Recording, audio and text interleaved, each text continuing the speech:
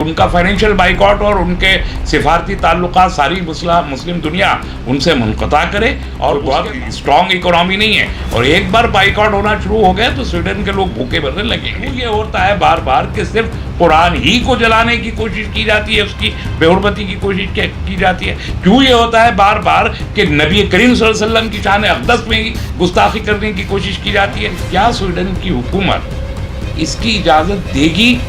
کہ وہ سویڈن کے قانون کی کتاب کو لا کے اور سویڈن کے پارلیمنٹ کے سامنے کوئی سویڈش سٹیزن جلا دے؟ یہودی ریاست جس کو ہم اچھا نہیں سمجھتے، انہوں نے بھی قرآن کی اس بے حرمتی پر سخت رد عمل کا اظہار کیا ہے، اس کے خلاف اسرائیل کے صدر نے، پوپ نے کیا ہے، جو پوری کرسچینٹی کے سربراہ ہیں پوری دنیا کی۔ OIC نے اور یونائٹڈ نیشنز نے ریزولوشن اڈاپٹ کیا ہے اس پورے معاملے پہ، جس میں بھارت نے بھی اس کو سائن کیا ہے، یونائٹڈ نیشن ہیومن رائٹس کو۔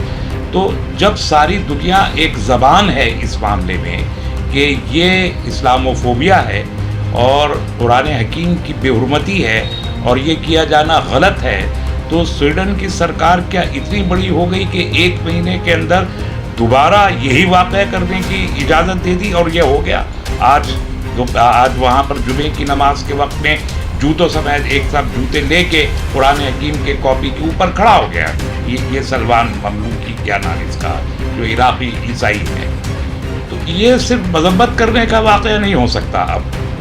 صرف مذمت کرنے سے کچھ نہیں ہوگا۔ اس عراق میں جا کے سویڈش ایمبیسی کو جلانے کی کوشش کی عراقیوں نے، 20 سے زائد لوگوں کو گرفتار کیا عراق کی سرکار نہیں ہے۔ بغداد میں تو ایمبیسی انہوں نے اپنے یہاں جو ان کا ایمبیسڈر تھا اس کو واپس کر کے اپنے چارج افیئر کو بھی سویڈن سے واپس بلا لیا۔ ایران نے بھی یہ کیا ہے، برابر میں لیبنان ہے، لیبنان نے بھی، حزب اللہ نے کہا ہے کہ قرآن کو سینوں سے لگا کے جمعے کی نمازیں پڑھنے کے لیے لوگ آئیں۔ سعودی عرب نے کہا ہے، ترکی نے کہا ہے، قطر نے کہا ہے، تمام ممالک نے اس بار پھر اس پر بڑا شدید خود پاکستان سے بھی وہ ایک رد عمل آیا ہے۔ تو تقریباً تمام مسلم ممالک نے اس پر رد عمل ظاہر کیا ہے، اور یہ اب تو یہ کہا گیا ہے کہ ریزولوشن لانے سے کام نہیں چلے گا، بلکہ OIC میں بیٹھ کر مسلم دنیا کو سویڈن کے خلاف عملی اقدامات لینے کے لیے بات کرنی چاہیے۔ تو اگر عملی اقدامات لیے جاتے ہیں تو ظاہر ہے کہ اس میں بڑا اقدام تو یہی ہوگا کہ ان کا فائنینشیل بائیکاٹ اور ان کے سفارتی تعلقات ساری مسلم دنیا ان سے منقطع کرے، اور اس کے بعد بقیہ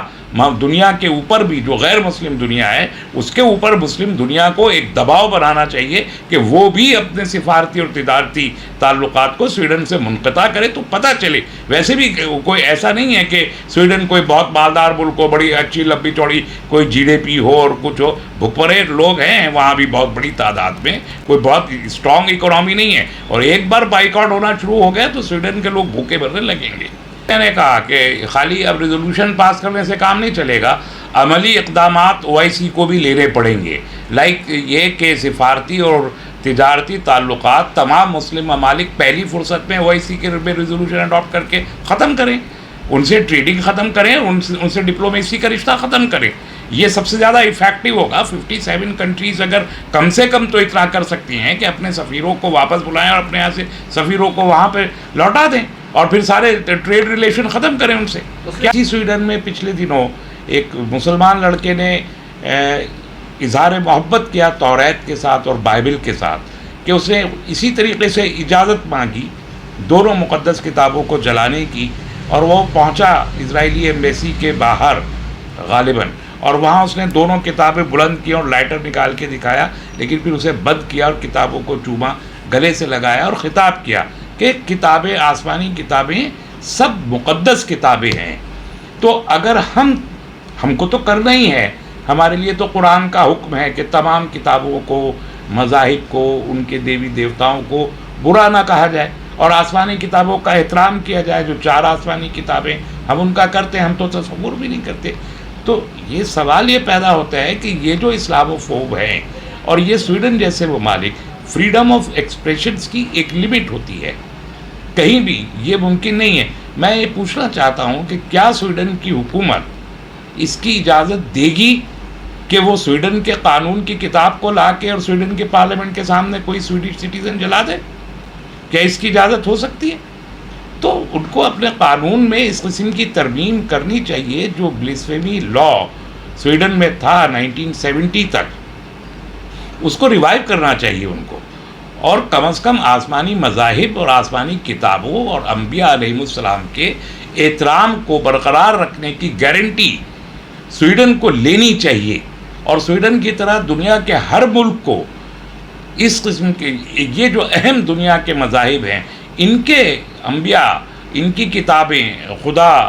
ان سب کے احترام کی گارنٹی دنیا کے ہر ملک کو لازمی طور پر اپنے قانون بنا کے لینی چاہیے۔ میں ایسا سمجھتا ہوں کہ یہ 1 مہینے کے اندر ہونے والے 2 واقعات اس کی ضرورت کو اب اجاگر کر رہے ہیں کہ دنیا اس قسم کے قوانین کو اڈاپٹ کرے کہ جو بھی مذاہب ہیں ان کا احترام ملحوظ رہ سکے۔ کس طریقے سے دوبارہ اجازت دی گئی پوری دنیا کے مسلمانوں کی، کس طرح کے ریئیکشنز آ رہے ہیں اور کس طرح سے ان کے جذبات جو ہے مجروح ہوتے دکھائی دے رہے ہیں؟ نہیں، ریئیکشن تو آئیں گے نا، یہ تو بڑے نیچرل ہیں۔ دیکھیے، ہم قرآن حکیم کو